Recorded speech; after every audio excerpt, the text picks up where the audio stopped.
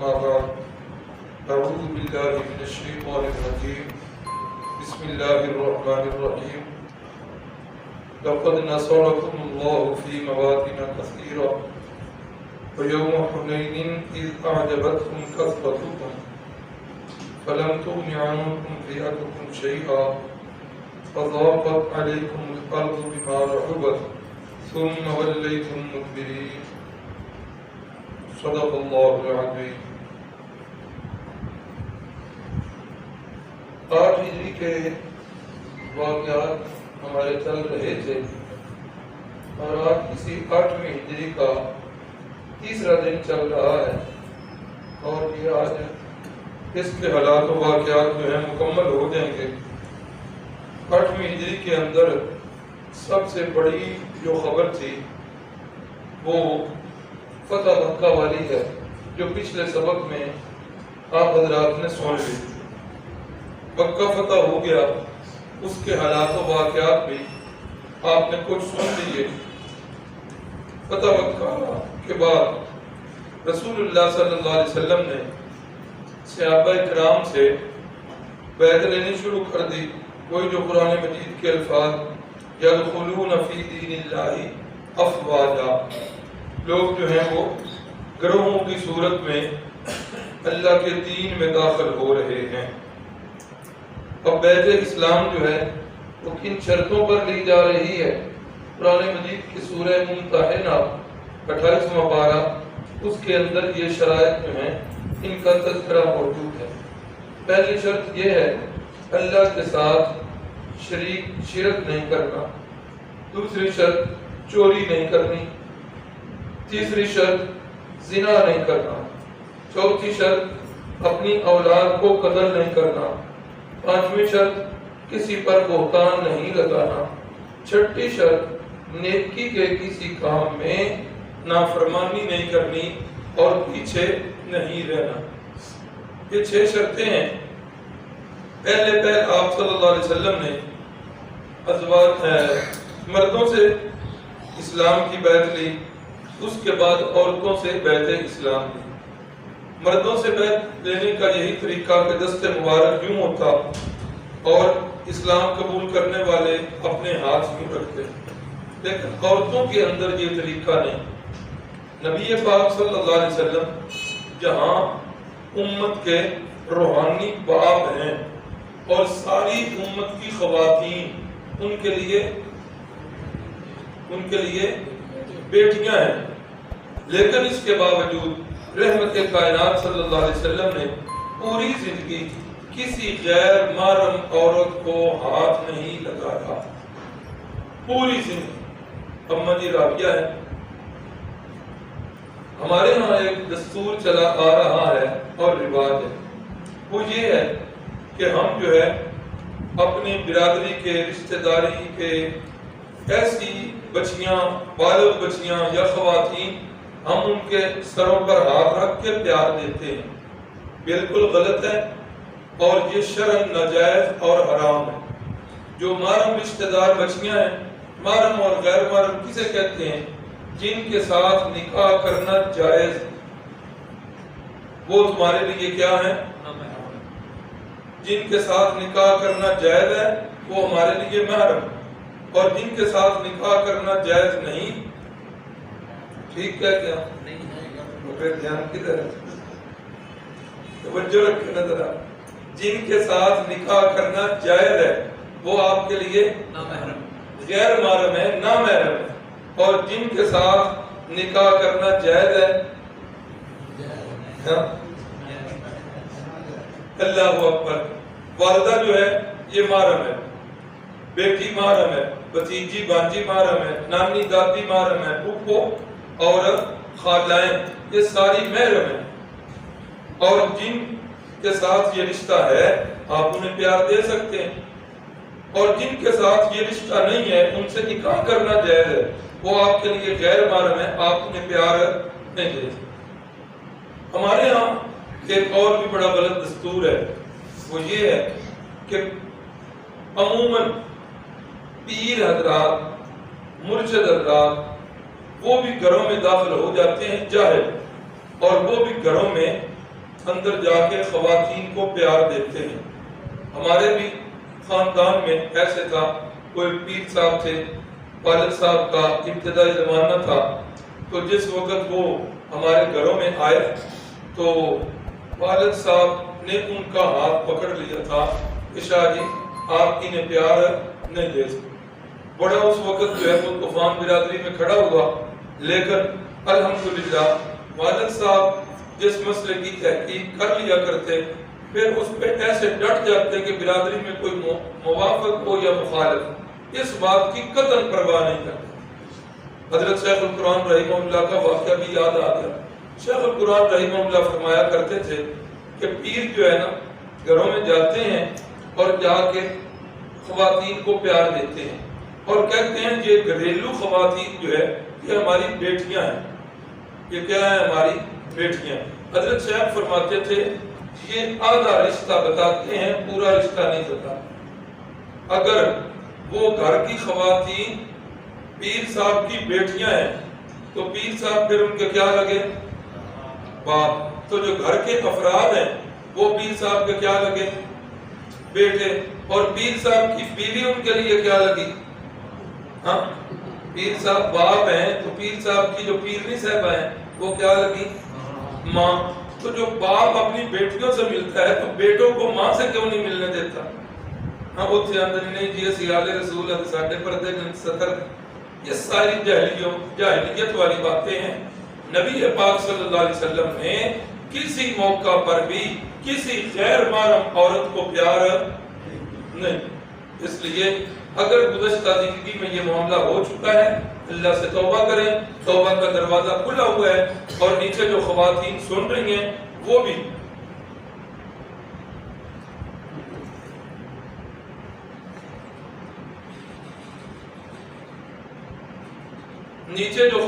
میری بہنیں سن رہی ہیں وہ بھی اس بات کا خاص خیال رکھیں کہ کسی غیر محرم سے پیار نہ لیں. اچھا جی، نبی پاک صلی اللہ علیہ وسلم نے مردوں کے بعد عورتوں سے بیعت لینا شروع کر دی. اچھا، ایک تو ہاتھ کو ہاتھ نہیں لگایا اور دوسرا وہ بیعت بھی سامنے نہیں، پردے کے پیچھے کی. خواتین پردے کے پیچھے بیٹھی. نبی پاک صلی اللہ علیہ وسلم نے پہلی شرط رکھی الا لا یشرکن باللہ شیئا. پردے کے پیچھے سے ایک آواز آئی، ان کی شرط مرداں کتنی جے لائی تے ساڈے کہلاتے. آپ نے دوسری شرط پیش کی لا یسرکنا، آج کے بعد چوری نہیں کرنی. پھر پردے کے پیچھے سے ایک آواز بلند ہوئی، یا رسول اللہ میرا خامد جو ہے نا تھوڑا سا کنجوسی کرتا ہے گھر میں خرچہ دینے کے لیے، تو میں اس کی جیب سے چوری اس کا مال نکال لیتی ہوں، یہ چوری تو نہیں بنے گی. آپ صلی اللہ علیہ وسلم جواب نہیں دے رہے. پھر اگلی شرط آئی لا یزنینا، آج کے بعد اسلام قبول کر چکی ہو تو زنا نہیں کرنا. پھر اسی خاتون کی آواز آئی، یہ کام تو اتنا گندا ہے زنا والا، یہ تو ہم نے جاہلیت میں کبھی نہیں کیا تھا، اسلام میں آ کر بلا ہم کیسے کریں گے؟ اللہ اکبر. پھر اگلی شرط ولا یقتلن اولادہن، اب آج کے بعد اولاد کو قتل، وہ جو تمہارے اندر دستور چلا آ رہا تھا کہ بچیوں کو زندہ درگور کیا کرتے تھے، اسلام نے فرمایا کہ اب بچیاں ہوں یا بچے لا یقتلن اولادہن، اپنی اولاد کو قتل نہیں کرنا. پھر کوئی آواز بلند ہوئی، ہمیں تو پابندی ہے کہ اولاد کو قتل نہیں کرنا، ہم نے اپنے بچے پال پوس کے جوان کیے تھے، آپ نے بدر میں اور احد میں اور دوسری جنگوں میں آپ نے ان کو قتل کر دی. نبی علیہ السلام نے فرمایا معلوم ہوتا ہے کہ یہ ہند جو ہے نا آگے سے بول رہی. ابو سفیان کی بیوی اور سیدنا امیر معاویہ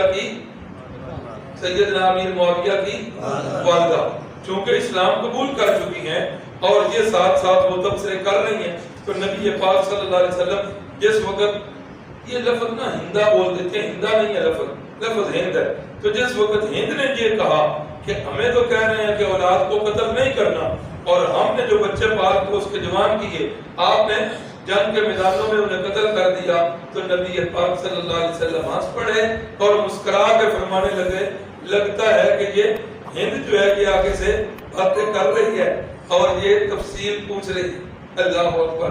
تو نبی پاک صلی اللہ علیہ وسلم سے اللہ نے فرمایا کہ جب مسلمان خواتین یہ شرطیں پوری کر چکے ہیں تو پھر کیا کریں؟ فبایعہن، پھر ان کی بیعت کر لیں، واستغفر لہن اللہ، اور اللہ سے ان کی بخشش طلب کریں۔ تو یہ دیکھ لیجئے گا کہ اسلام میں داخل ہونے کے لیے سب سے پہلی شرط اسلام میں کیا رکھی ہے؟ شرک نہیں کرنا۔ پھر دعا کیجئے اللہ تعالیٰ ہم سب کو شرک کی ساری قسموں سے محفوظ رکھے۔ اللہ اکبر۔ آپ حضرات نے حضرت بلال کی اذان والا واقعہ سنا ہوا ہے، پچھلے درس میں یہ ہوا تھا۔ چونکہ آپ صلی اللہ علیہ وسلم یہاں کچھ عرصہ رہے، 17 دن، 16 دن، 18 دن، 19 دن، یہ مختلف روایات ہیں، اتنے دن آپ رہے۔ ایک نماز کا وقت ہوا، حضرت بلال رضی اللہ تعالیٰ عنہ نے اذان جو شروع کی نا، تو مدینے کی گلیوں میں باہر بچے کھیل رہے تھے، انہوں نے حضرت بلال کی نقلیں اتارنا شروع کر۔ جب نقلیں اتارنا شروع کری، نبی علیہ السلام نے فرمایا پکڑ کے لاؤ ان بچوں کو، کیوں یہ ایسا کر رہے ہیں؟ تو باقی بچے تو بھاگ گئے، ایک چھوٹا سا بچہ، چھوٹا بھی نہیں اتنا، حضرت ابو محذورہ رضی اللہ تعالیٰ صحابہ نے انہیں قابو کر لیا، لا کر کھڑا کر، ہاں بھئی آپ نقلیں اتار رہے تھے، تو قل اللہ اکبر اللہ اکبر۔ حضرت ابو محذورہ نے اونچی آواز کے ساتھ اللہ اکبر پڑھنا شروع کر دیا۔ آگے جس وقت اشہد ان لا الہ الا اللہ کی باری آئی تو یہ لا الہ الا اللہ والی بات جو ہے یہ چونکہ عقیدے کے خلاف تھی، اب ادھر سے ڈر بھی ہے کہ فاتح جو ہیں وہ مجھے کہہ رہے ہیں کہ پڑھو، اب یہاں تو کوئی پیش ہی نہیں جائے گی، اب لا اشہد ان لا الہ الا اللہ اور اشہد ان محمد رسول اللہ، یہ چاروں کلمات حضرت ابو محذورہ نے آہستہ آواز کے ساتھ کہے۔ اللہ اکبر۔ نبی پاک صلی اللہ علیہ وسلم نے بڑے پیار کے ساتھ یہاں سے تھوڑے سے بال پکڑے اور چابی لگا دی، ہاں چابی لگائی اور فرمایا قل اشہد ان لا الہ الا اللہ اشہد ان محمد رسول۔ حضرت ابو محذورہ نے پھر اونچی آواز کے ساتھ یہ کلمات پڑھے۔ پھر نبی پاک صلی اللہ علیہ وسلم نے آپ کے سینہ مبارک پر ہاتھ پھیرا، آپ کو پیار کیا اور پیار کر کے فرمایا ابو محذورہ اب چلے۔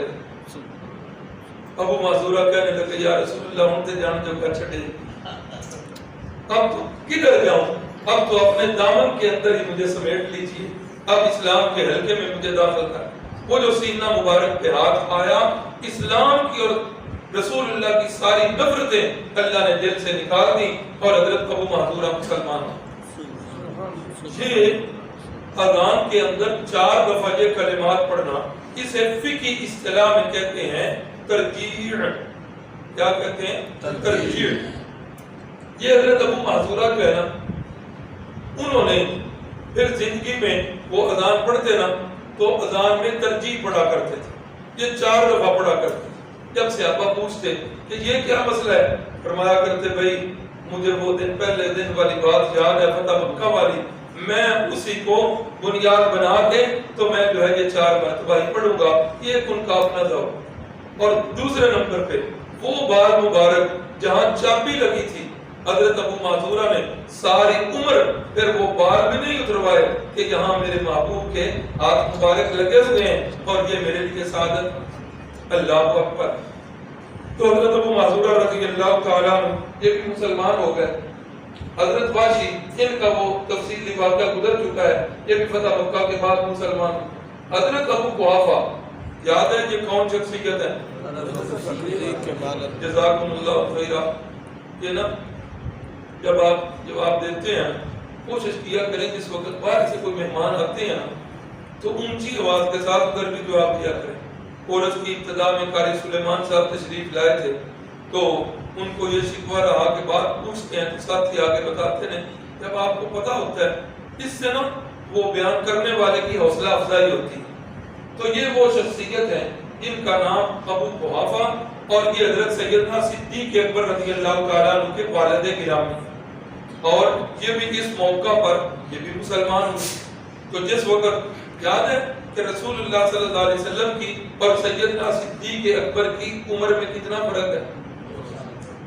جی 2 سال کا، اور وفات میں بھی 2 سال کا فرق۔ اب چونکہ حضرت صدیق اکبر 2 سال ہی چھوٹے ہیں، اب ان کے والد گرامی جو ہیں یہ بڑی عمر کے ہیں، بڑھاپے میں ہیں، اور بعض روایات میں ہے کہ نابینا بھی ہو چکے تھے۔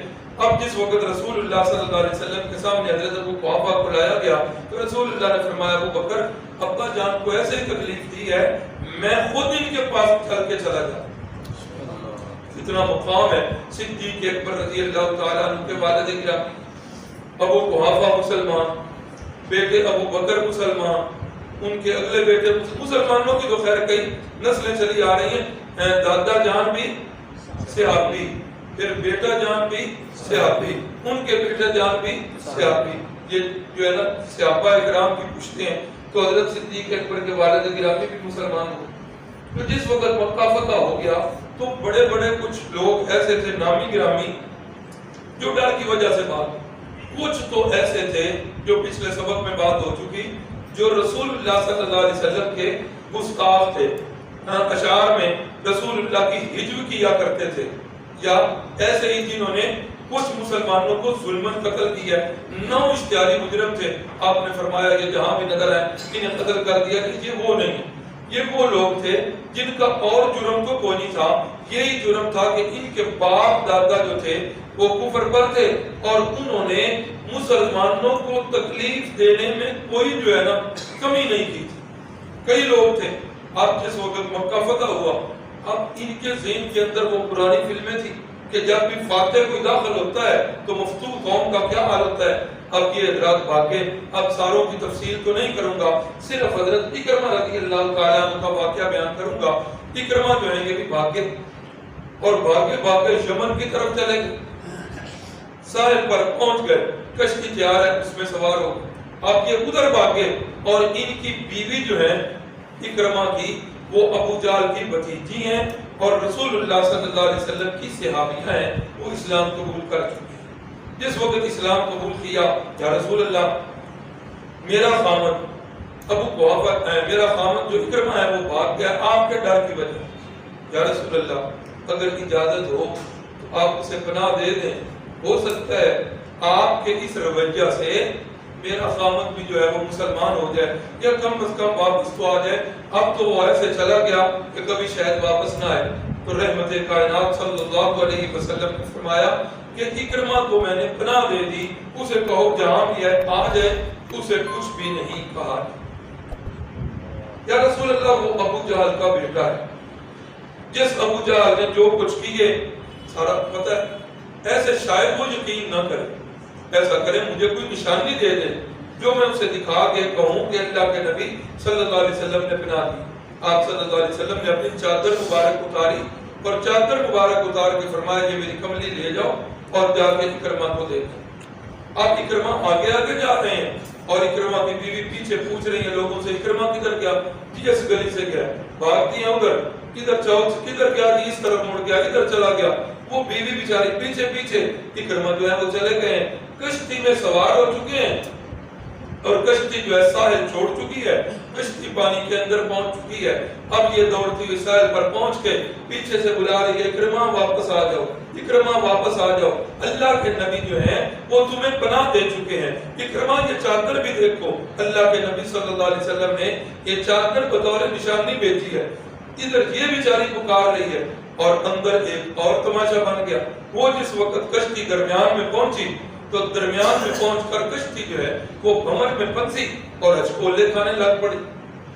اللہ اکبر اللہ۔ اب جس وقت ہچکولے کھانے لگی تو اکرمہ نے اپنی سابقہ روایت کے مطابق یا لات یا منات یا عزا یا حبل انہیں پکارنا شروع کر دیا۔ کشتی کے ملاح جو ہیں وہ کہنے لگے نہ بھائی نہ، یہاں انہیں نہیں پکارنا، یہاں تو صرف اللہ کو پکارنا ہے۔ ہاں وہ جن کو پکار رہے ہیں نا آپ اکرمہ، وہ خشکی میں مدد کرتے ہیں۔ یہاں دریاؤں میں، سمندروں میں، پانیوں میں کون مدد کرتا ہے؟ صرف اللہ۔ ہاں کوئی پنجابی کا جملہ حضرت والد گرامی بولا کرتے تھے، جب بھی یہ واقعہ ہمیں سناتے ہیں کہتے یہ جو ہے جملہ دیہاتی حضرات جو ہیں انہیں سمجھ آئے گا۔ وہ کہتے تھے کہ اے جنن تو پکار دبے ایک کو گدے بیڑے نے۔ ہاں وہ کبھی جب دان کی فصل کاشت کی جاتی منجیاں تو وہ جو دانت اور بیل ہوتے تھے بیچارہ کا کیا حال ہوتا تھا۔ تو اکرمہ جن کو تم پکار رہے وہ خشکی کے ہیں، یہاں وہ مدد کو نہیں پہنچے۔ لہذا یہاں کس کو پکارنا ہے؟ وہ ملا مسلمان نہیں ہے. اور قرآن مجید نے ایک جگہ نہیں غالباً 3 جگہ جو ہے قرآن مجید نے یہ بتایا فَإِذَا رَكِبُوا فِي الْفُلْكِ دَعَوُا اللَّهَ مُخْلِصِينَ لَهُ الدِّينَ. وہ کشتیوں کے اندر جب مشرکین مکہ سوار ہوتے نا تو اس وقت وہاں کس کو پکارا کرتے تھے؟ خالص اللہ کو پکارا کرتے تھے. اللہ فرماتے ہیں فَلَمَّا نَجَّاهُمْ إِلَى الْبَرِّ إِذَا هُمْ يُشْرِكُونَ. جس وقت ہم انہیں نجات دے دیا کرتے تھے تری پہ خشکی پہ آ جاتے اذا ہم یشرکون باہر نکل کے پھر شرک کرتے اندر پکے اور خالص موعد ہوتے باہر نکل کے کہتے فلاں نے نظر کرم کی ہے فلاں جو ہے اس نے ہماری مدد کی ہے. یہ کس کی بات ہو رہی ہے؟ مکے کے مشرک. اور آج میرے ماحول اور معاشرے میں اپنے آپ کو مسلمان کہلانے والے ان کے کیا عقائد ہیں؟ آپ دن رات سنتے ہیں اے مولا علی اے شیر خدا میری کشتی پار لگا دینا. ہاں یہ بھی نعرے سننے کو ملتے ہیں معین الدین چشتی میری پار کر دینا کشتی. اے بہاول حق ہمارا بیڑا بھی تھک. ہنسنے والی بات نہیں یار سوچنے والی کہ ایک طرف اولیاء اللہ اور بیوٹیاں کیا ہیں بیڑوں کو دھکا لگانے. یار گستاخی نہیں ہے یہ اولیاء اللہ؟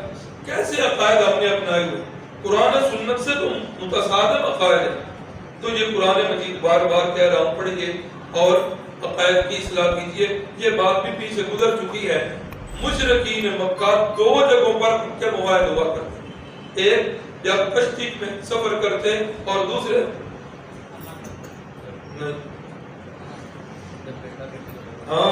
جزاک اللہ خیر جب بیٹا بیٹی ہونے والا ہوتا اس وقت بھی وہ خالص اللہ کو پکارا کرتے تھے. تو یہ ان 2 جگہوں پر وہ دونوں موعد. یہاں پھر ایک واقعہ نہ سناؤں تو شاید آگے جانا مناسب نہیں ہے. حضرت شیخ القرآن رحمہ اللہ حضرت پیر سید عنایت اللہ شاہ صاحب بخاری اور تیسرے ان کے رفیق سفر تھے حافظ الاداد صاحب. یہ گولے کی ایک گاؤں ہے گجرات کے ضلع میں. یہ وہاں کے تھے. اللہ کی کروڑا رحمت ہو اللہ کے بزرگوں پر اللہ کے ولیوں پر. اللہ کی قسم اسباب کی دنیا میں کہہ رہا ہوں اگر یہ لوگ ادھر محنت نہ کرتے تو شاید آج بھی ہم کسی قبر میں جھکے ہو. اسباب کے درجے میں یہ لوگ جو ہے ادھر ذریعہ ہدایت بنے. تو حضرت شاہ جی نے والد صاحب کو سنایا اور والد صاحب یہ ہمیں سنایا کرتے تھے کہ یہ تینوں بزرگ دریائے شناب کسی جگہ پر جو ہے نا وہ بیان کے لیے گئے تھے. تینوں جاتے تھے. اچھا ایسے جایا کرتے تھے کوئی تاریخ نہیں لینے والا کوئی بلانے والا نہیں کوئی دعوت کرنے والا نہیں کھانا دینے والا نہیں. ایک کے موٹے پہ جو ہے نا وہ بیٹری ہے دوسرے کے کندھے پہ جو ہے وہ ایمپلیفائر ہے تیسرے کے کندھے پہ ہارن ہے. خود ہی جا کر ہارن لگاتے خود ہی سپیکر خود ہی جا کر پھر کئی جگہوں سے ایسا بھی سلوک ہوتا کہ لوگ انہیں مار مار کے مارا کرتے. حضرت شاہ جی سے میں نے خود واقعہ سنا. پاک پتن کا عرس لگا ہوا ہے تو حضرت شاہ جی فرماتے ہیں کہ ہم چلے گئے تو جا کے ہم نے کہا کہ کل کو انہوں نے بھی شکایت اللہ کی بارگاہ میں کرنی ہے. اے اللہ ما جاءنا من بشیر ولا نذیر. اللہ کوئی تیرے سونے کا پیغام لے کے نہیں آیا کوئی ڈر سنانے والا ہی نہیں آیا. اس چیز کو مد نظر رکھتے ہوئے فرماتے ہیں وہاں پہنچ گئے. حضرت شاہ جی فرمایا کرتے تھے کہ پہلے میں نے شان رسالت پر جو ہے نا پہلے تھوڑی سی تلاوت کی میری آواز جوں جوں بلند ہوتی جا رہی تھی. لوگ جو ہے سامنے بیٹھتے جا رہے تھے اور لوگ جو ہے چپ ہو کے تلاوت سن رہے ہیں. تلاوت کے بعد فرماتے ہیں میں نے شان رسالت پر کہ ایک نبی کا اور اللہ کے پیغمبر کا مقام کتنا بلند ہے. تو حضرت شاہ جی فرماتے ہیں میں نے بیان کیا شان رسالت پر لوگ واہ کر رہے تھے. اب اس کے بعد حضرت شاہ القرآن کو میں نے ٹائم دیا. شیخ صاحب نے فرمایا اتنے پیارے اللہ کے محبوب نبی یہ کس لیے دنیا میں آئے قوم نے ان کے ساتھ کیا سلوک کیا. وہی قوم جو سعادت اور امیر کہتی تھی اپنی امانتیں رکھواتی تھی کیا وجہ بنی کہ وہ دوست جو ہے وہ دشمن بن گئے اپنے جو ہے وہ برائے بن گئے. تو شیخ القرآن صاحب نے جس وقت وہ مسئلہ شروع کیا مسئلہ توحید اب کیا ہوا. اب پہلے تو وہ ایک دوسرے سے نظریں ٹکرائیں پھر جو ہے وہ طوفان بدتمیزی کھڑا ہوا کہ انہوں نے ان دونوں بزرگوں کو مارنا شروع. عرس لگا ہوا میلہ تھا. حضرت بابا جی فرید گنج شکر اللہ کے بہت بڑے ولی ہیں، اللہ تعالیٰ ہم سب کو ان کے نقش قدم پر چلائے۔ سچی بات ہے بھائیو، یہ اولیاء اللہ انہوں نے اس بر صغیر میں بڑی محنت کی۔ بر صغیر میں جو اسلام آیا ہے نا، یہ عرب تاجروں کے ذریعے آیا ہے، لیکن جو اسلام پھیلا ہے یہ اولیاء اللہ کی محنت سے پھیلا ہے۔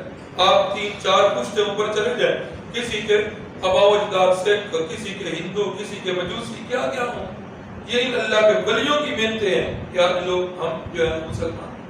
تو حضرت شاہ جی فرماتے ہیں اتنا مارا کہ ہم دونوں بے ہوش ہو گئے اور وہ ہمیں مردہ سمجھ کے پکڑ کے تو باہر پھینک کے تو چلے۔ کتنے دیر بے ہوش رہے، جس وقت ہوش آیا، شاہ جی فرماتے ہیں جسم سے خون بھی نکل رہا ہے اور درد کی ٹھیسیں بھی اٹھ رہی ہیں، اسی حالت میں اٹھ کے وضو ہم نے کیا اور 2 رکعت نماز نفل پڑھی۔ اللہ تیرا شکر ہے کہ آج وہ طائف والی سنت بھی ہم سے پوری ہے۔ یہ وہ لوگ، کوئی پیسے کا لالچ نہیں، کوئی نوٹ کا لالچ نہیں، کوئی مریدوں کی رجسٹر فرشتے نہیں ہیں، کسی چیز کا لالچ نہیں، صرف اللہ کا پیغام امت کو پہنچا ہے۔ تو یہ تینوں بزرگ آ رہے ہیں، کشتی میں دریائے چناب میں بیٹھے ہیں، کشتی درمیان میں پہنچی تو پھنس گئی۔ اب یہ سارے حضرات شاید وہ منظر نہیں سمجھتے، جنہوں نے وہ کشتی کا سفر کیا ہے نا، وہ اس کو سمجھتے ہیں کہ وہاں کیا منظر ہوتا ہے۔ میں نے بھی ایک دفعہ کشتی کا سفر کیا، یہ صورت بن گئی تھی۔ تو جس وقت وہ کشتی بھنور میں پھنسی نا، تو جتنے لوگ تھے وہ سارے کے سارے نے یوں بغداد کی طرف منہ کر کے تو یوں ہاتھ باندھ کے کھڑے، یا شیخ عبد القادر جیلانی شیئا للہ، یا شیخ عبد القادر جیلانی شیئا للہ۔ فرماتے ہیں کہ شاہ جی فرماتے ہیں کہ میں اور حضرت شیخ القرآن ہم بھی اپنے جہاں جگہ پہ بیٹھے ہوئے تھے، ہم نے بھی توبہ استغفار کہ کشتی اگر جو ہے یہاں پر پانی اس میں پڑ گیا ڈوب گئی تو شاید ہی کوئی زندہ بچے، ہم بھی توبہ استغفار کر رہے ہیں۔ حافظ اللہ دال صاحب نے کیا کیا، وہ جو سارے ادھر منہ کر کے کھڑے ہیں، اللہ سے نہیں، حضرت پیران پیر شیخ عبد القادر جیلانی رحمہ اللہ کو پکار رہے ہیں، حافظ صاحب جا کے ان کے سامنے کھڑے ہو کے ان کے یوں ہاتھ باندھ کے کھڑے۔ اب آنکھیں بند ہیں، جس وقت انہوں نے کھولی تو انہوں نے کہا بابا جی تو ان کی کو ہے۔ انہوں نے کہا بھئی آپ کیا کر رہے ہیں؟ کہا پیران پیر شیخ جیلانی کو پکار رہے ہیں کہ یہاں آ کر وہ ہمارے بیڑے کو نکالے، اس مشکل سے ہمیں دور کرے۔ فرمایا سنو، جن بزرگوں کو تم پکار رہے ہو پیران پیر، میں بڑی اچھی طرح جانتا ہوں، ان کی تاریخ میں نے پڑھی ہوئی ہے۔ وہ پہلے بیڑے کو ڈبو دیتے ہیں، 11 سال تک بیڑا ڈوبا رہتا ہے، 11 سال کے بعد وہ بیڑے کو پار لگاتے ہیں۔ یہی مشہور ہے نا ہمارے یہاں، انا للہ و انا الیہ۔ کاش کہ ہماری یہ قوم اولیاء اللہ کا مقام سمجھے۔ کہانی کیا کڑی کہ وہ اس بڑھیا نے جس بچے کی شادی تھی، اس کی ماں نے 11ویں کا دودھ نہیں دیا، پیران پیر کو غصہ آیا، بیڑا ڈبو دیا۔ انا للہ و انا الیہ راجعون۔ پیران پیر نے بے نمازوں کا بیڑا نہیں ڈبویا، بے روزوں کا نہیں ڈبویا، وہ جو شرک کر رہے ہیں ان کا نہیں ڈبویا، ہندوؤں کے بیڑے نہیں ڈبوئے، کافروں کے بیڑے نہیں ڈبوئے۔ وہ ایک چلو بھر دودھ جس نے 11ویں کا نہیں دیا، اس کا بیڑا ڈبو دیا اور 11 سال تک بیڑا ڈوبا رہا۔ وہ بیچاری روتی رہی، 11 سالوں کے بعد اسے یاد آیا، اس نے جا کے 11ویں کا دودھ دیا تو پیران پیر نے وہ بیڑا جو ہے وہ اتار دیا اور کھا کے کھا۔ وہ پنجابی زبان میں کہتے ہیں کہ کمڑا گل کرے کہ سیانا پیاس، رب رسے عقل غصے۔ آگے سے کوئی نہیں پوچھتا اللہ کا بندہ کہ یار وہ 11 سال تک جن کے وہ مرد نیچے ڈوبے رہے، وہ 11 سال تک ان عورتوں نے کیا انتظار کیا؟ ہاں 11 سال تک وہ عورتیں جو ہیں جن کے خامد ڈوب چکے ہیں، موت یقینی ہے، انہوں نے آگے شادیاں کر دی۔ ہاں اب یہ جس وقت دوبارہ زندہ ہو کے گھروں میں پہنچے ہوں گے تو کیا صورتحال بنی ہوگی۔ اللہ تعالیٰ جو ہے قرآن و سنت والا عقیدہ نصیب فرمائے۔ تجھے حضرت اکرمہ رضی اللہ تعالیٰ عنہ جس وقت انہوں نے کہا کہ یہ ماں جو ہے ادھر نہیں پہنچ سکتے، یہاں پکارنا ہے تو خالص اللہ کو پکار۔ ہاں حافظ اللہ داد صاحب کہنے لگے کہ جن کو تم پکار رہے ہو وہ پہلے ڈبوتے ہیں پھر پار لگاتے ہیں، یہ شیخ القرآن مولانا غلام اللہ خان صاحب ہیں، انہوں نے کل جا کے جمعہ پڑھانا ہے راولپنڈی میں، یہ شاہ جی ہیں انہوں نے گجرات پڑھانا ہے اور میں نے گولے کی پڑھانا ہے، اور سارے مل کے اس اللہ کو پکارے جو فوراً بیڑے پار لگا دیں، دعوت توحید بھی دے دی، ان کے عقائد کی اصلاح بھی کر دی، اللہ رب العزت نے اس بیڑے کو پھر پار بھی لگا دیا۔ تو یہاں بھی یہی صورتحال بنی۔ اکرمہ کو جب یہ کہا گیا کہ یہاں کس کو پکارنا ہے؟ صرف اللہ کو، اکرمہ نے کہا مہربانی کرو میں نے واپس چھاڑ دیا۔ بھائی کیا ہوا، تم تو پار جانا چاہتے تھے، کہا اسی بات کا تو جھگڑا محمد صلی اللہ علیہ وسلم کے ساتھ ہے، وہ کہتے ہیں کہ وہ ایک ہی سارا کچھ کرنے والا ہے، یہ لات منات عزا ہبل کچھ نہیں کر سکتے، اسی بات کا جھگڑا ہے، یہ ادھر بھی یہی ہے، پھر واپس چھوڑو۔ ادھر سے اکرمہ کی بیوی بلا رہی ہے، ادھر سے اکرمہ واپس آ جاتے ہیں، واپس آ کر بارگاہ نبوی میں پیش ہو جاتے ہیں، اور اکرمہ رو رہے ہیں اور کہہ رہے ہیں یا رسول اللہ اپنی غلامی کے اندر مجھے قبول کر لیجئے۔ حضرت اکرمہ بھی اس موقع پر مسلمان اسلام قبول کرنے کے بعد، یا رسول اللہ ایک درخواست ہے چھوٹی سی، عربوں کے اندر یہ دستور ہے کہ باپ کے نام سے پکارتے ہیں، ہاں محمد بن قاسم، عمر بن خطاب، عثمان بن عفان، باپ کے نام سے پکارتے ہیں، یا رسول اللہ میری یہ درخواست ہے کہ آج کے بعد مجھے باپ کے نام سے کوئی نہ، اللہ کے نبی نے اعلان فرما دی یا رسول اللہ پھر اکرمہ نام کے تو کئی بندے ہیں، کیسے پتا چلے گا کہ یہ اکرمہ ہے؟ فرمایا ہاں آج کے بعد تم نے کہنا ہے اکرمہ بن اسلام، کہ یہ اسلام کا بیٹا ہے۔ اللہ اکبر، اللہ نے اپنا وعدہ کیسے پورا کیا، اِنَّا أَعْطَيْنَاكَ الْكَوْثَرَ فَصَلِّ لِرَبِّكَ وَانْحَرْ إِنَّ شَانِئَكَ، میرا پیغمبر تیرا دشمن جو ہے اس کا نام و نشان مٹا دوں گا، اس کے بیٹے بھی کہیں گے کہ ہمارے باپ کے ساتھ ہمارا نام نہ۔ تو یہ حضرت اکرمہ بھی اسی فتح مکہ کے موقع پر مسلمان ہوئے۔ یہاں اللہ کے نبی ٹھہرے، ایک دن، 2 دن، 5، 10 دن گزرے، انصار کو ڈر لگ گیا، او اللہ کے نبی تو اب ارادہ ہی نہیں ظاہر کر رہے کہ واپس بھی جانا ہے، کہیں یہاں آ کے ادھر کہیں نہ رہ جائیں۔ اللہ اکبر، وہ بیعت عقبہ ثانیہ یاد ہو، وعدے تو ہو چکے تھے لیکن سارے تو اس موقع پر موجود نہیں تھے۔ انصار کو جب ڈر لگا انہوں نے اظہار کر دیا یا رسول اللہ کی ارادہ پھر واپس نہیں کھانا، ہمیں تو ایسے لگ رہا جیسے آپ اپنے وطن میں آ کے ہمیشہ کے لیے یہی رہنا چاہتے ہیں۔ فرمایا نہیں، اب میرا مرنا بھی انصار کے ساتھ ہوگا، میرا جینا بھی انصار کے ساتھ۔ اللہ اکبر، رحمت کائنات صلی اللہ علیہ وسلم نے 16 سے لے کر 19 روز تک لکھا ہوا ہے کہ انہوں نے مکہ میں قیام کیا، تو اس قیام میں بنو امیہ کے ایک چشم و چراغ تھے، حضرت قطاب بن اسید رضی اللہ تعالیٰ عنہ، انہیں آپ صلی اللہ علیہ وسلم نے مکہ کا گورنر بنایا۔ مکہ فتح ہونے کے بعد رحمت کائنات نے فرمایا کہ ان بتوں کو توڑا جائے۔ عزا کے بت کو توڑنے کے لیے مقام نخلہ پر تھا، حضرت خالد بن ولید کو بھیجا۔ سوا کے بت کو توڑنے کے لیے حضرت عمر بن العاص کو بھیجا، اور منار کے بت کو توڑنے کے لیے سعد بن زید کو بھیجا۔ یہ بھی ایک داستانیں ہیں، لیکن ان لوگوں نے ان بتوں کو جا کے توڑا اور اسلام کے جھنڈے کو بلند کیا۔ اس کے بعد یہ قبیلے تھے مکے کے ساتھ، ان کو پتا چلا کہ مسلمان جو ہیں یہ تو فاتح بن گئے ہیں۔ اب ان کو ڈر ہوا کہ اگر فاتح بن گئے ہیں تو اگلا رخ انہوں نے ہماری طرف کرنا ہے۔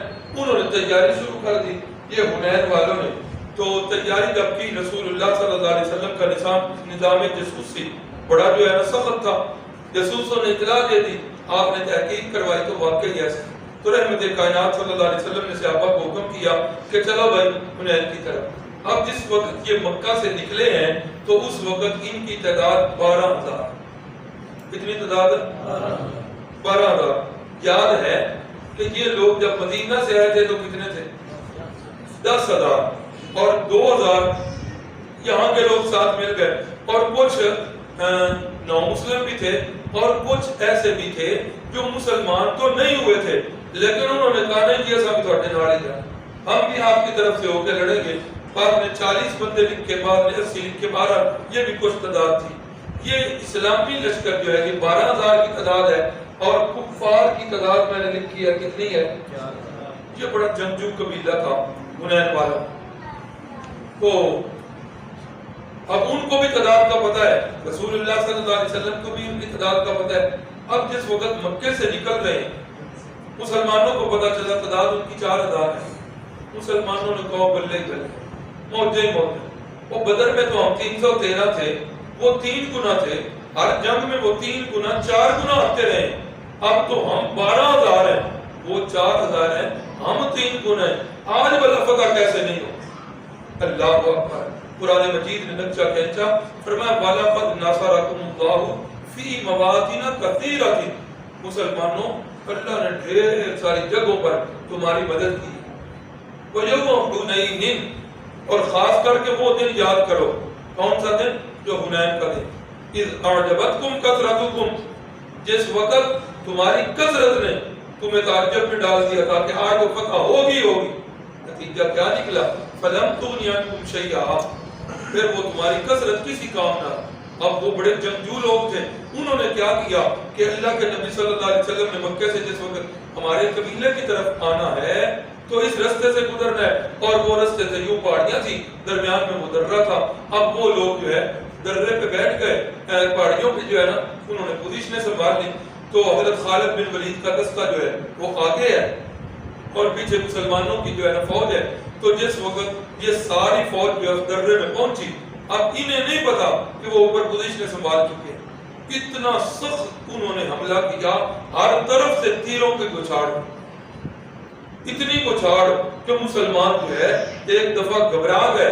اور وہ جو کافر تھے جو ساتھ آئے تھے 80 یا 40, وہ تو بالکل بھاگے, اور جو 9 مسلم تھے ان میں سے بھی کچھ بھاگے. اور جس وقت لشکر کی ترتیب ساری الٹ پلٹ ہو جائے, اب صحابہ کرام کی سمجھ نہ سکے, تو اس وقت جدھر سے تیروں کی بچھاڑ آ رہی تھی, رحمت کائنات صلی اللہ علیہ وسلم اپنی سفید سواری پر سوار ہو کر باقی صحابہ ادھر ادھر بھاگ رہے ہیں. اللہ کے نبی تیروں کی طرف جا رہے ہیں اور فرما رہے ہیں انا النبی لا کذب انا ابن عبد المطلب. کوئی لوگوں, میں انا النبی لا کذب, اللہ کا سچا نبی ہوں, کوئی جھوٹا نہیں ہوں کہ میدان چھوڑ کے بھاگ جاؤں. انا ابن عبد المطلب, میرے قبیلے کو دیکھ لو, میرا قبیلہ جو ہے نا وہ بھی میدان سے بھاگنے والا نہیں, بہادروں کا قبیلہ ہے. نہ رحمت کائنات صلی اللہ علیہ وسلم نے دائیں طرف آواز دی, یا معاشر الانصار. اللہ کے نبی کی آواز مبارک کو سنا, انصار تو دوڑے نہیں اس طرح پروانے دوڑتے. بائیں طرف چہرہ مبارک کر کے آواز دی, یا معاشر المہاجرون. مہاجرین نے بھی رسول اللہ کی آواز سنی, ان کے تو رونگٹے کھڑے ہو گئے, وہ تو بڑے خوش ہو گئے, پروانوں کی طرح دوڑ کے رسول اللہ صلی اللہ علیہ وسلم کے ساتھ تشریف لائے. جن تک آواز نہیں پہنچی تھی رسول اللہ صلی اللہ علیہ وسلم نے حضرت عباس جو اپنے چچا جان تھے انہیں فرمایا کہ بلند پتھر پہ سوار چڑھیں اور اونچی آواز کے ساتھ لوگوں کو بتائیں اللہ کے نبی ادھر موجود ہیں. حضرت عباس نے آواز دی, سارے مسلمان اکٹھے ہو گئے. وہ وقتی طور پہ جو تتر بتر ہوئے تھے, عارضی طور پہ شکست ہوئی تھی, اللہ نے وہ مزہ سکھایا کہ مسلمانوں تمہاری یہ شان نہیں ہے, تمہارے لائق نہیں ہے کہ تم اپنی تعداد پہ بھروسہ کرو, تم اپنے اسلحہ پہ بھروسہ کرو, تم اپنی کثرت پہ بھروسہ کرو. مسلمان کا بھروسہ کس پہ ہونا چاہیے؟ صرف اللہ. فرمایا پھر تمہیں گمنڈ تھا اپنی تعداد پر, لم تغنی عنکم فئاتکم شیئا, وہ تمہاری تعداد تمہارے کسی کام نہ آئی. اللہ اکبر. پھر رحمت کائنات صلی اللہ علیہ وسلم نے مسلمانوں کے ساتھ مل کر ایسا حملہ کیا کہ پھر ان کے پاؤں اکھڑے اور وہ شکست کھا کے بھاگ گئے. اس کے بعد ایک اور جنگ اوتاس ہے. یہ اوتاس جو ہے نا یہ قبیلہ ہے طائف اور حنین کے درمیان. رسول اللہ صلی اللہ علیہ وسلم نے حضرت ابو عامر اشری ان کو بھیجا, کچھ سوار دے کر فوج دے کر کے جاؤ. تو وہاں جس وقت یہ مسلمان پہنچے تو ان کو جو ہے شکست ہوئی کافروں کو, اور اس جو ہے نا جنگ سے ڈھیر سارا مال غنیمت آتا.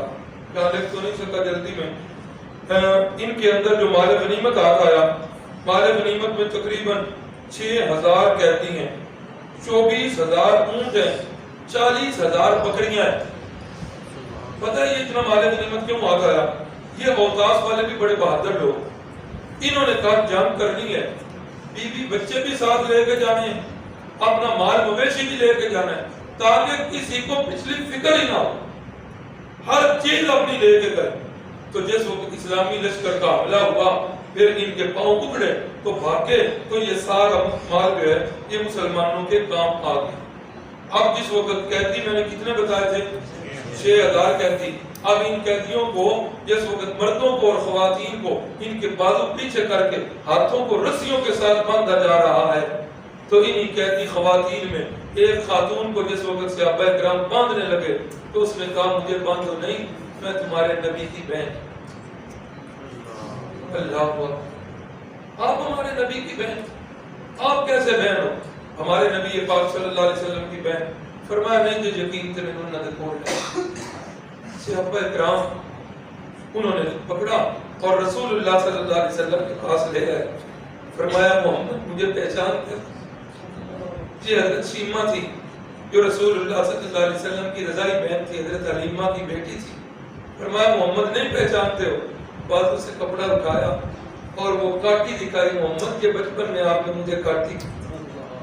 رسول اللہ صلی اللہ علیہ وسلم کو سارا بچپنا یاد آ گیا کہ اسی قبیلہ بنو سعد کے اندر میرے بچپن کی کتنی بہاریں گزری ہیں، یہاں میں کھیلا کرتا تھا۔ نبی پاک صلی اللہ علیہ وسلم نے اپنی چادر مبارک بچھا دی اور اپنی بہن کو جو ہے وہ اس پہ بٹھایا اور ان کا بڑا اکرام کیا۔ فرمایا باجی جان جہاں بھی رہنا پسند کرو۔ اماں شیمہ جو ہیں وہ پھر اپنی باتیں بچپن کی کرنے لگ پڑی، کس طرح میں تجھے کھلایا کرتی تھی، کس طرح میں تجھے لوہیاں دیا کرتی تھی، وہ باتیں کر رہی تھی۔ ادھر اللہ کے نبی صلی اللہ علیہ وسلم زار و افطار ڈھو رہے تھے۔ بہرحال یہ اتنے بڑا لشکر جس وقت ہاتھ آیا، نبی پاک صلی اللہ علیہ وسلم چونکہ اس قبیلہ میں اتنا عرصہ رہے تھے، اللہ کے نبی نے 10 دن تک تقریباً جو ہے یہ مال غنیمت تقسیم نہیں کیا۔ ایک اور آگے جو ہے نا غزوہ اس کی طرف چلے گئے، غزوہ طائف بھی ہے اور غزوہ حوازن بھی ہے۔ جس وقت طائف کے قبیلے پر گئے اس قلعے کے اندر وہ بند ہو گئے سارے لوگ، اور 1 سال کے قریب کا راشن انہوں نے تیار کر لیا اور وہ قلعہ بند ہو گئے۔ نبی علیہ السلام نے 18 دن تک طائف کا محاصرہ کیا اور فرمایا مسلمانوں سے پوچھا کیا خیال ہے محاصرہ جاری رکھ کے جنگ کی جائے یا واپس چلا جائے؟ تو صحابہ کرام نے فرمایا یا رسول اللہ لومڑی جو ہے وہ واپس اپنے گھر چلی گئی ہے، اگر اس کو اسی حالت کے اندر چھوڑ بھی دیا جائے اب جو کچھ ہو گیا ہے یہ ہمیں نقصان نہیں پہنچا سکتے۔ رسول اللہ صلی اللہ علیہ وسلم 18 دن کے محاصرے کے بعد پھر واپس آ گئے۔ وہ جو قیدیوں کو اور مال غنیمت کو ابھی تک تقسیم نہیں کیا تھا، رحمت کائنات صلی اللہ علیہ وسلم نے ان کی تقسیم شروع کر دی، اور اس تقسیم کے اندر رسول اللہ صلی اللہ علیہ وسلم نے یہ کیا کہ جو 9 مسلم تھے فتح مکہ کے دن مسلمان ہوئے تھے ان کو تقسیم کے اندر زیادہ دیا۔ انصار کو تو وہی کچھ دیا جو پیچھے سے ساتھ آئے تھے، کسی کو 2 کسی کو 4 بکریاں، لیکن یہاں ان لوگوں کو زیادہ بکریاں، زیادہ اونٹ اور زیادہ جو ہے نا یہ مال غنیمت میں سے دینا شروع کر دیا۔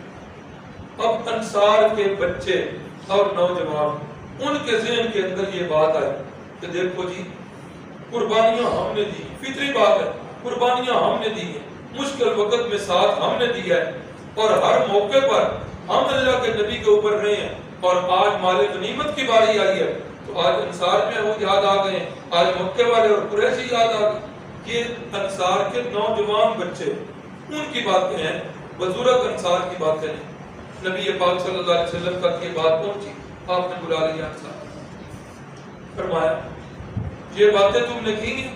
اب وہ نوجوان خاموش، فرمایا سنو تمہاری حالت کیا تھی، تم جو ہے مشرک تھے، بتوں کے پجاری تھے، اللہ نے میرے ذریعے تمہیں ہدایت دی۔ فرمایا تمہاری حالت کیا تھی، یاد ہے؟ اذ کنتم اعداء، تم تو آپس میں دشمن تھے ایک دوسرے کے، اوس اور خزرج کی لڑائیاں تمہیں بھول گئی ہیں؟ سینکڑوں نہیں ہزاروں افراد لقمہ اجل بنے، اللہ نے میرے ذریعے تمہارے بھائی چارے قائم کر دی۔ یاد کرو تم کنگلے تھے، بھوک سے تم جو ہے نا وہ کمزور ہو چکے تھے، اللہ رب العزت نے میرے ذریعے برکتیں دی ہیں، یہ سارے کام اللہ نے میرے ذریعے کروائے ہیں، اور تمہاری مدینہ کی بستی کو میرے ذریعے اللہ نے امن کی بستی بنایا ہے۔ ہاں تم بھی شاید یہ کہو کہ ہم نے ہر مشکل کا ساتھ دیا ہے، ہم نے ہر آڑے وقت میں ساتھ دیا ہے، یہ باتیں تم نے بھی کہی ہیں، سنو کیا تمہیں یہ بات پسند نہیں کہ مکے والے اور قریشی جو ہیں یہ بھیڑ بکریاں اور اونٹ لے جائیں اور تم انصار اپنے ساتھ محمد صلی اللہ علیہ وسلم کو لے جائیں؟ انصار کو رو رو کے داڑیاں تر ہو گئی، یا رسول اللہ کے بچے ہیں، ان کی بات ہوئی ہے، یا رسول اللہ کسی چیز کی ضرورت نہیں، ہم جو ہے بس آپ کی رفاقت دینا چاہتے ہیں، بے شک سارا مال جو ہمیں دیے بکریاں یہ بھی انہیں دے دیں، یہ سارا مال انہیں دے دیں، ہمیں آپ کی رفاقت اور سنگت۔ رضی اللہ عنہ اور رضو عنہ۔ تو تقسیم ہو گیا، تقسیم کے بعد وہ قبیلہ اوتاس والے لوگ یہ رسول اللہ صلی اللہ علیہ وسلم کے پاس آئے کہ اے محمد صلی اللہ علیہ وسلم، یہ جن خواتین کو آپ نے قیدی بنایا ہے، آپ کو تو پتہ ہی ہے ہمارے قبیلے کی ایک خاتون کا آپ نے دودھ پیا ہے، ان قیدی خواتین کے اندر آپ کی رضائی خالہ بھی ہیں، آپ کی پھوپھیاں بھی ہیں، آپ کے چچا بھی ہیں، یہ سارے آپ کے دودھ والے رشتے سے آپ کے رشتے دار ہیں۔ یا رسول اللہ اگر دنیا کا بادشاہ جو ہے اس نے کسی قبیلے کی عورت کا دودھ پیا ہوتا تو اس قبیلے کی عورتوں کو کبھی قیدی نہ بنا، آپ مہربانی کریں ہماری خواتین کو جو ہے ان کو آزاد کر دیں۔ رسول اللہ صلی اللہ علیہ وسلم نے فرمایا میں نے 10 دن تک مال غنیمت تقسیم نہیں کیا، مجھے تمہاری انتظار تھی، اب میں تقسیم کر چکا ہوں، اچھا ایسا کرو زور کے وقت جس وقت میں نماز پڑھا کے فارغ ہوں گا سلام پھیروں گا اس وقت اٹھ کے تو مجھے جو ہے نا یہ بات یاد کروا دینا اور اپنا مدعا پیش کر دینا۔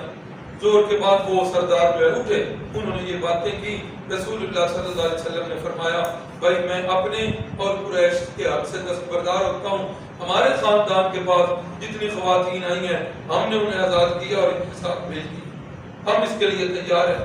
آپ صلی اللہ علیہ وسلم کی یہ بات دیکھ کر باقی سارے صحابہ نے بھی وہ ساری خواتین جو ہیں ان کو آزاد کر دیا اور وہ قبیلے کے لوگ بھی پھر جو ہے وہ مسلمان ہو۔ رحمت کائنات صلی اللہ علیہ وسلم کی بیٹی سیدہ زینب رضی اللہ تعالی عنہا، ان کا انتقال جو ہے وہ بھی 8 ہجری کو ہوا۔ ان کے خامد کا نام یاد ہے حضرت ابو العاص رضی اللہ تعالی عنہ۔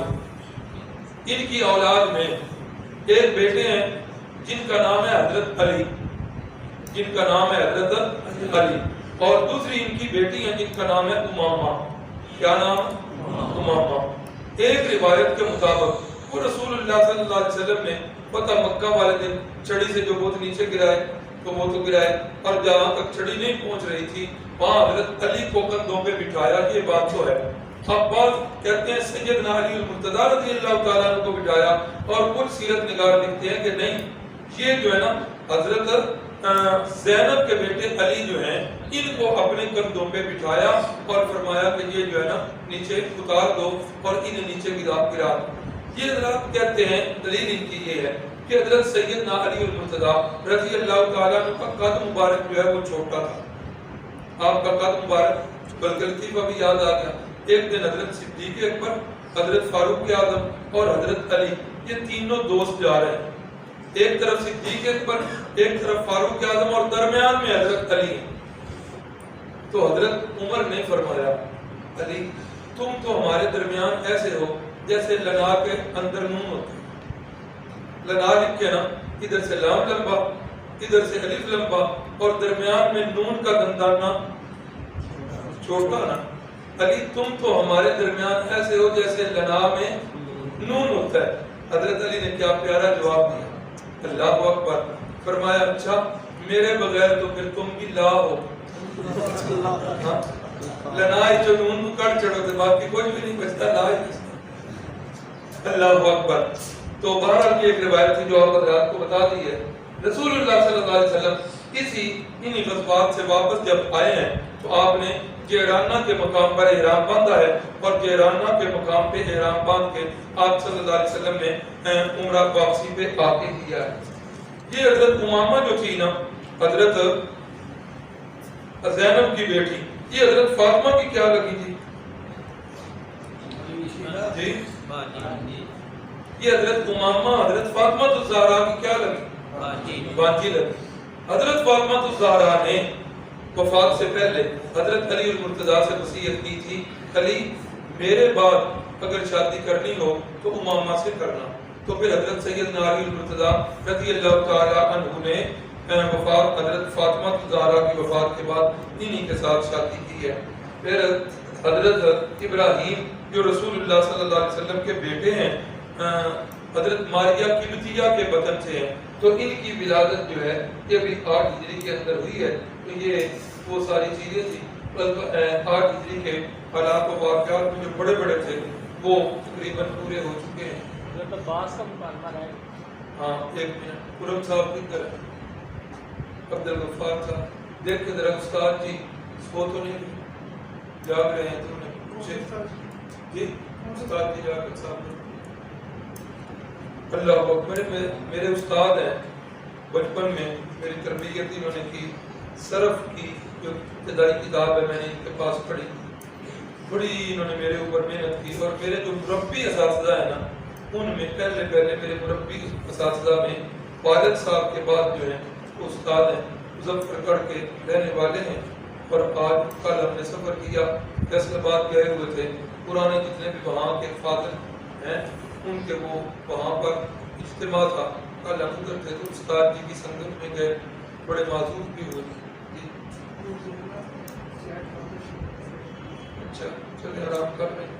حضرت عباس کا مکالمہ جی کل یاد کروا دینا، اور یہ ضرور یاد کروانا جی بڑی اہم چیز ہے، اللہ تعالیٰ عمل کی توفیق دے دیں۔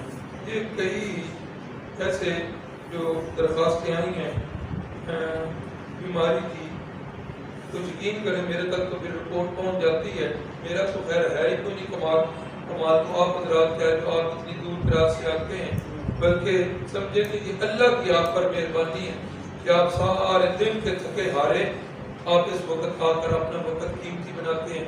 اللہ ہمارے اس وقت کو ہمارے پچھلی زندگی کے لیے گناہوں کا کفارہ بنا دے۔ تو کئی بہنوں نے بھائیوں نے بتایا کہ جو آپ نے دعا کروائی تھی، ساتھیوں نے کی تھی، اللہ تعالیٰ نے تندرستی دی ہے، صحت یابی ہوئی ہے۔